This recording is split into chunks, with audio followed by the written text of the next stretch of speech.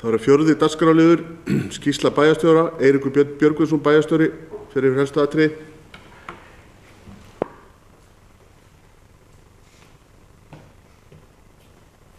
Forseti og ágætu bæjarfulltrúar.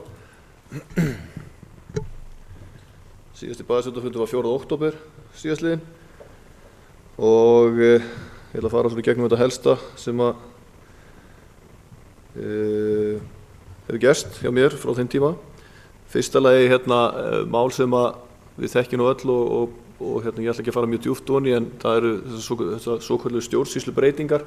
Gríðarlega mikil vinna verið í framhald af því að bæjarráð og bæjarstjórn samþykktu breytingar á stjórnsýslunni og við höfum verið að funda með bæði starfsfólki og með deildum, ýmsum deildum og þar með að sjálfsögðu starfsfólki. Ég ætla ekki að fara mjög djúpt ofan í það hér, en fundirnir hafa bara verið upplýsandi og áhugaverðir. Við fengið ýmsar og margar góðar ábendingar, en jafnframt geta komið upplýsingum á framfæri og svona útskýrt í rauninni stefnu bæjarstjórnar í þessum stjórnsýslubreytingum öllum. Þannig að verkefni gengur eiginlega ágætlega. Það er þetta þannig eins og alltaf þegar eiga sér stað breytingar að fólk tekur þeim breytingum með mismunandi hætti, en þetta er verkefni til þess að takast á við og það sem við köllum aðgerðarhóp, fulltrúar frá bæjarstjórn, bæði meira og minnihluta, Matthías og Sóley. Við höfum svona verið að rætta okkar í milli að það er kannski eðlilegra að kalla þetta innleiðingarhóp frekar heldur en aðgerðarhóp, þannig að við svona óska eftir því að við notum kannski það orð í framhaldinu, því að verkefni sem sem býður okkar er í rauninni að innleiða þessar breytingar sem að bæjarstjórn samþykkti. Þannig að bara koma því svona eins og framfæri við bæjarfulltrúa að það er náttúrulega verkefni í rauninni að fullu, fer náttúrulega fullt núna, það er eftir að við erum búin að samþykkja þessar tillögur. Og eins og bæjarfulltrúar hafa líklega síðan helgina þá auglýstu við störf 4 nýra sviðsstjóra, sviðsstjórastörf, og auglýsingatíminn er 14 dagar.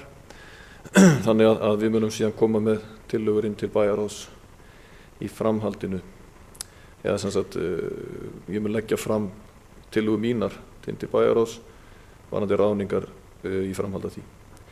Nú, eitt mál sem að frestaðist þarna rétt eftir síðasta bæjarstjórnarfundi, eða 5. október síðastliðinn, það var náttúrulega við ætluðum að halda hér opinn fund Reykjavíkurflugvöll og áttum von á borgarstjóra hingað norður og fulltrúa frá Ísafía. Það var því miður ekkert af þeim fundi, eins og þeir svo sem þekki og munið, vegna veðurs, en ég fengi viðbrögð frá borgarstjóra og fekk bara síðast í gæra fyrir en fyrradag að það er stefnt að því að næsti fundur verði 10. nóvember. Það var ekki hægt að koma honum á fyrr. Ég held að við getum komið honum á í þessari viku. Ég hafði rætt við borgarstjóra fyrir rúmri viku síðan og þá leit út fyrir að það væri hægt að gera þessari viku, en því miður að þá verður ekki hægt fyrir 10. nóvember. Og síðan er ráðstefnan Arctic Circle sem er orðin árleg, 4. skipti sem hún er haldin, og ég satt hana ásamt fulltrúum úr stjórnsýslu sveitarfélagsins og stofnunum sem við höfum aðild að.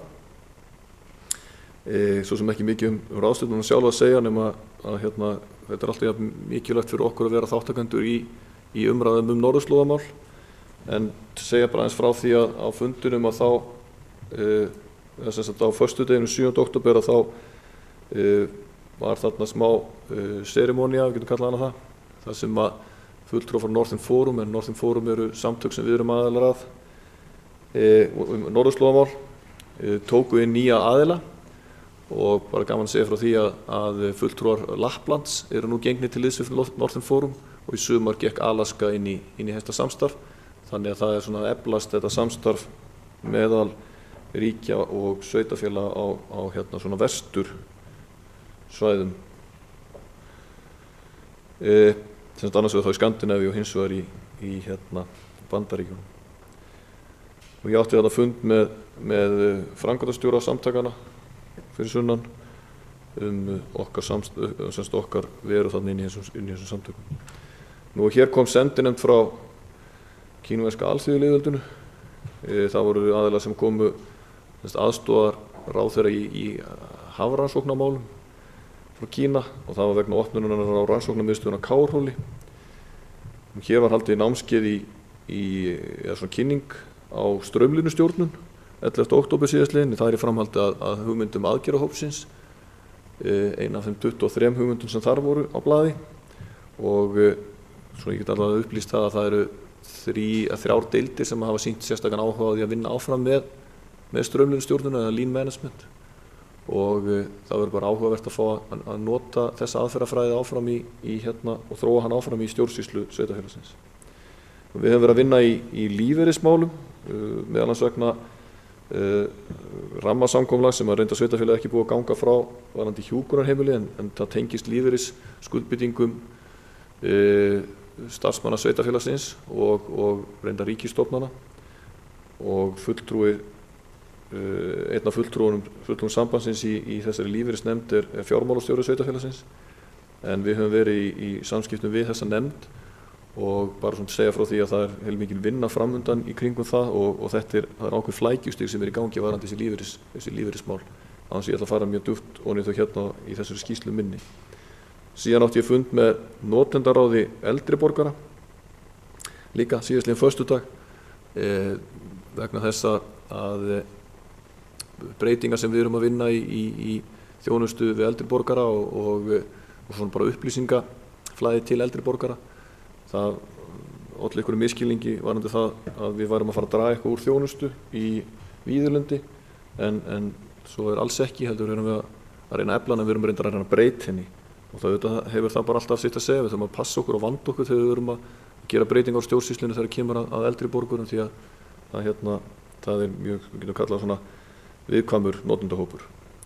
Síðan fengum við heimsókn síðastliðinn föstudag frá stjórnsýslunni á Húsavík og þau komu hérna og meðan það voru að kynna sér bara stjórnsýslun okkar, stjórnsýslu sveitarfélagsins.